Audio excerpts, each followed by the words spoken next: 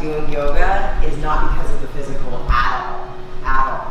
What's so cool about this practice, I think, is it's a meter for us to gauge our emotions, our physical capabilities, where we are in space, and we get to see ourselves evolve physically and mentally through the years where there's a consistent practice in space, right?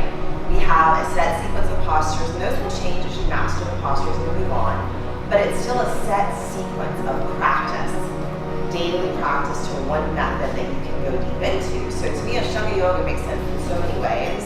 It's my daily meter.